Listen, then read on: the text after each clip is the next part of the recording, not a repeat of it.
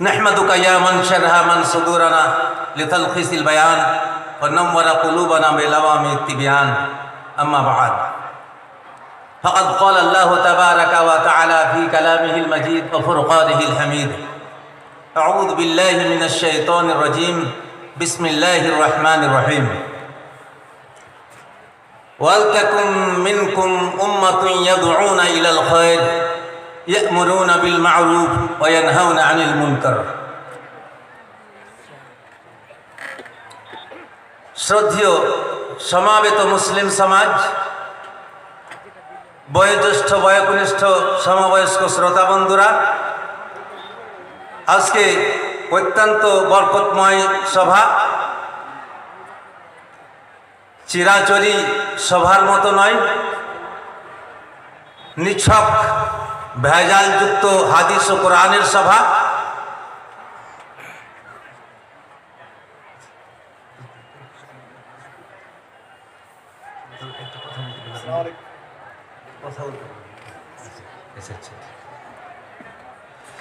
অত্যন্ত বরকতপূর্ণ সভা। এতক্ষণ অবধি না একটা চুটকুলা, না একটা গল্প, না একটা কাহিনী, না কারো লাইফ হিস্ট্রি, কিচ্ছু না, নিছক কুরআন ও হাদিসের অনার্গল আলোচনা হচ্ছে। খুবই ভালো লাগছে। আল্লাহ এ সভাকে তুমি কামিয়াব করো, সাদরে গ্রহণ করো। যারা এ মেহনত করছে আল্লাহ তাদের মেহনত তুমি সাদরে গ্রহণ করো। যারা এসেছে সভাস্থলে যোগদান করেছে তাদেরকে তুমি গ্রহণ করো। ভাইরা আমার, সব সময়ই দলে যা কাম হয়েছে এককভাবে সে কাম হয়নি। একজনায় যদি সব কাজ হয়ে যেত তাহলে দলের সমাজের ব্যবস্থার কোনো প্রয়োজন ছিল না। কারণে আল্লাহ তিনি বলছেন, ওয়ালতাকুম মিনকুম উম্মাতুন ইয়াদউনা ইলাল খায়র ইয়া'মুরুনা বিল মা'রুফ ওয়া ইয়ানহাউনা আনিল মুনকার। সারা পৃথিবীতে মানব জগতে একটি দল হওয়া উচিত। দল একটা হতেই হবে, একটা সমাজ হতেই হবে, একটা পার্টি হতেই হবে। যেই পার্টির কাজ হবে, যে সমাজের কাজ হবে, যে দলের কাজ হবে, যে মানুষকে সৎ পথের সন্ধান, অসৎ পথ থেকে বাধা দেবে, এটাই হবে তাদের কৃষ্টি, এটাই হবে তাদের কালচার, এটাই হবে তাদের তেহজিব, এটাই হবে তাদের তামাদ্দুন, এটাই হবে তাদের আখলাক, এটাই হবে তাদের ব্যবহার। আমরা মানুষকে দেখে মানুষই কৃষ্টি কালচার শিখেছি আগে। এখন মানুষকে দেখে মানুষ কৃষ্টি কালচার শিখছে না। আপনি যান পাখির কাছে, পাখির কাছে আপনি তাহজিব শিখুন, পাখির কাছে তামাদ্দুন শিখুন, পাখির কাছে আপনি সমিতি কিভাবে চালাতে হয়, সভা কিভাবে চালাতে হয়, দল কিভাবে চালাতে হয়, পাখির কাছে গ্রহণ করুন। দেখুন, পাখির কাছে শিক্ষা নেন। আকাশে উড়ে চলে যায়, দেখতে পাই আমরা। আকাশে এক দলের দল পাখি উড়ে চলে যায়, যেগুলো আমরা বন বতক বলি, কেউ হাঁস বতক বলি, কেউ আবার হাঁস পানি বন হাঁস বলি। এই যে বন বতক উড়ে চলে যায়, তারা এক অপরে গান গায়, আপসে প্রেম আলাপ করে আর চলে যায়। আর একসঙ্গে যায়, এককভাবে কেউ যায় না। ওই পাখির কাছে আপনি শিক্ষা গ্রহণ করুন যে আমাকে সমাজ ধরতেই হবে, আমাকে পার্টি ধরতেই হবে, আমাকে দল ধরতেই হবে, আমাকে সমাজের সাথে সংশ্লিষ্ট হইতেই হবে, তাদের সাথেই আমাকে জীবিকা নির্বাহ করতে হবে। এককভাবে জীবিকা নির্বাহ করে কেউ কোনোদিন শান্তি পায়নি, আপনিও পাবেন না। সে পার্টিটা কোন পার্টি? ইয়া'মুরুনা বিল মা'রুফ ওয়া ইয়ানহাউনা আনিল মুনকার।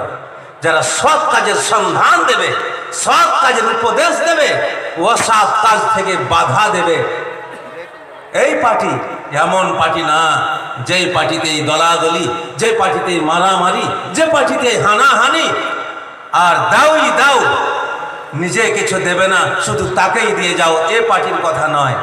বরং সৎ পথের সন্ধান, অসৎ পথের বাধা।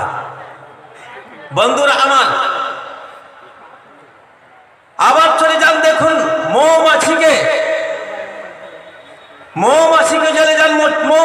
কাছে আপনি শিক্ষা গ্রহণ করুন।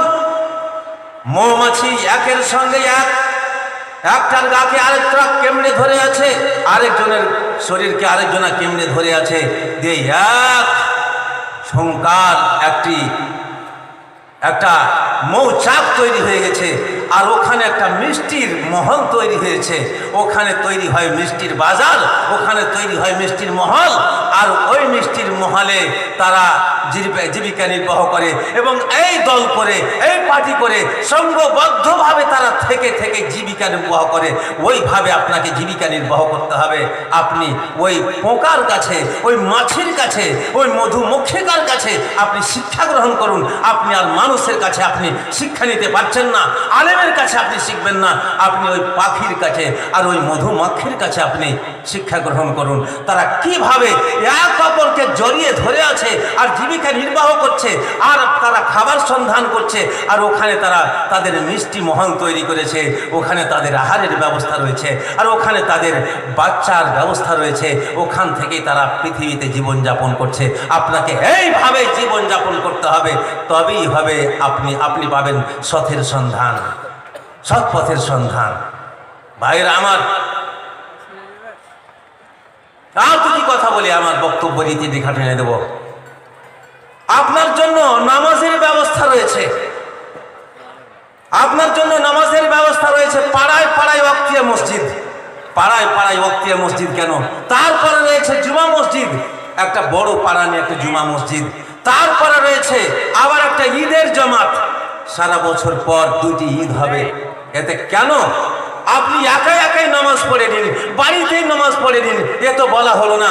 বরং আপনাকে বলা হলো আপনি চলে যান ওয়াক্তিয়া মসজিদে, আপনি নামাজ পড়ুন। কেন? আপনার পাড়ার লোকের সাথে একসঙ্গে আপনি পায়ে পা মিলিয়ে, সঙ্গবদ্ধভাবে, দলবদ্ধভাবে, একই সঙ্গে ঘাড়ে ঘাড় মিলিয়ে, কাঁধে কাঁধ মিলিয়ে, পায়ে পা মিলিয়ে, হাতে হাত মিলিয়ে সঙ্গবদ্ধভাবে নামাজ পড়ুন, নামাজ পড়ুন। আর নামাজ পড়ার পরে এক অপরের আপনি खोज नीन, एक ही सफ में खड़े हो गए, एक ही सफ में खड़े हो गए महमूद आयाज, एक ही सफ में खड़े हो गए महमूद आयाज।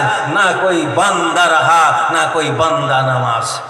সবাই একই সঙ্গে পায়ে পা মিলিয়ে, হাতে হাত মিলিয়ে, বডিতে বডি মিলিয়ে, ঘাড়ে ঘাড় মিলিয়ে আমরা নামাজ প্রতিষ্ঠা করতে আরম্ভ করলাম, নামাজ পাঠ করতে আরম্ভ করলাম। এমনটা কোনোদিন বললাম না। ছোট ছেলে একটা আমার পায়ে পা লাগিয়ে একটু ঠেলে দিল, বললাম না তাকে, এই বেটা কেন তুই আমার পায়ে পা লাগালি, তোর সঙ্গে আজকে আমার ঝগড়া হবে। এ ধরনের কথা কেউ, কোনো মুসল্লি কোনোদিন আমরা বললাম না। এই প্রমাণ করে, এ শিক্ষা দেয়, নামাজ আমাকে তালিম দিচ্ছে, নামাজ আমাকে শিক্ষা দিচ্ছে যে সঙ্গবদ্ধতার কত দাম। আর এই তালিমই আমাকে দিচ্ছে। যেমন আমরা আজকে মসজিদ গগনে এসে, মসজিদের ভেতরে এসে একই সঙ্গে পায়ে পা মিলিয়ে আমরা নামাজ পড়লাম। সারা পৃথিবীতে যত দিন আমরা জীবিকা নির্বাহ করব, যেথায় যাব, যখন যাব, যেখানে যাব, যেই কাজে যাব, সেই কাজেই আমরা, কেউ কাউরি একটু চোট আঘাত লেগে যেতে পারে, কিন্তু সে দুঃখ মনে করব না, সে দুঃখ জলাঞ্জলি দিয়ে আমরা একই সঙ্গে থাকবো, একই সঙ্গে আমরা প্রেম আলাপ করব, আর আমরা জীবিকা নির্বাহ করব। এটাই হবে আমাদের শান্তির বার্তা। তারপরে পরে পাড়ার খোঁজ নিয়ে নিলাম আমি। পাড়ার খোঁজ আমি প্রতিদিন 5 ওয়াক্তের নিলাম। 5 ওয়াক্তের মসজিদে গিয়ে আমার কোনো ভাই অসুখ করেছে কি না, আমি ওই মসজিদে গিয়েই খোঁজ পেয়ে যাব। আরে অন্যান্য দিন তো প্রতিদিন দেখি 5 ওয়াক্তের নামাজে হাজির হয়, আব্দুল জব্বার আজকে নামাজে কেন আসেনি, তখনই তার খোঁজ পেয়ে যাব। ও তাকে জ্বর হয়েছে, আচ্ছা তাহলে তো ইয়াদত করতে হবে, তার মেজাজ খুশি হবে, করতে হবে, তাকে তো দেখা করতে হবে। কারণ এক মুসলমান অপর মুসলমানের প্রতি একটা হক রয়েছে, সেটা হচ্ছে তাকে সাক্ষাৎ করা। অসুখে পড়লে তাকে কিছু দেওয়া এবং তার সঙ্গে সাক্ষাৎ করা। ভাইরা আমার, সাক্ষাৎ হলো। এই ব্যবস্থা দিয়েছে নামাজ, এই ব্যবস্থা দিয়েছে সালাত, এই ব্যবস্থা দিয়েছে আপনাকে এই নামাজে, এই শিক্ষা দিয়েছে নামাজে। তারপরে পাড়ার খোঁজ নিয়ে হয়ে গেল। এবারে বড় পাড়ার,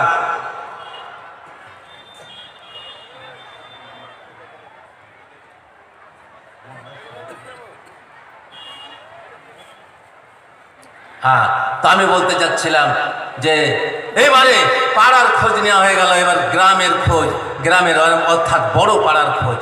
বড় পাড়ার খোঁজ নিতে গেলে কি করতে হবে?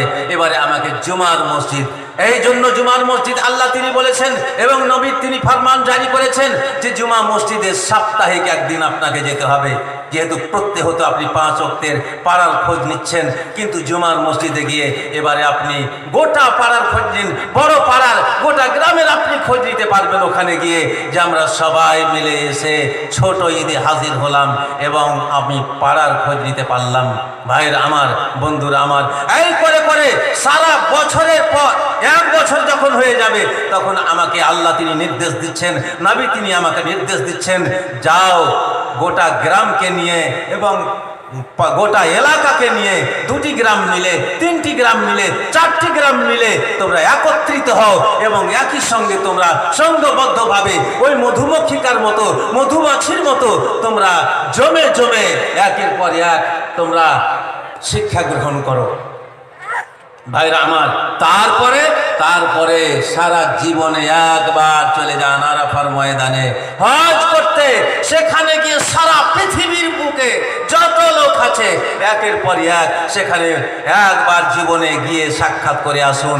এটা হচ্ছে মুসলিমদের প্রেম, মুসলিমদের প্রাণ কেন্দ্র। সে মুসলিমদের প্রাণ কেন্দ্র গিয়ে সবাই মুসলিমদের পরিচয় দিয়ে আসুন। ভাইরা আমার বক্তব্য দীর্ঘায়িত করতে যাচ্ছে না, কারণ আমাদের বক্তা অবশ্যই চলে এসেছেন। আর এখন আপনাদের সামনে এখন আমাদের মাওলানা আব্দুল কাইয়ুম সাহেব নাত পাঠ করবেন, তাই আমার বক্তব্য এই থেকে ইতি করে দিলাম। আমার মাওলানা আব্দুল কাইয়ুম সাহেবকে আমি অনুরোধ করছি আপনি আসেন এবং একটি নাজাম পাঠ করুন। তার আগে মুহূর্তে বলি, আমাদের এই বাম সাইডে অনেক গ্যাঞ্জাম এবং গ্যাদারিং হয়ে আছে, লোকালন্য হয়ে আছে, দাঁড়িয়ে থাকার মতো জায়গা নাই। তো আমার ভাইদের বলছি দয়াপূর্বক অনেক জায়গা খালি রয়েছে, আগে পিছে সাইডে আমে এবং ডানে বামে এসে বসে পড়ুন, দাঁড়িয়ে থাকবেন না। আসসালামু আলাইকুম রহমতুল্লাহ বারাকাতুহু।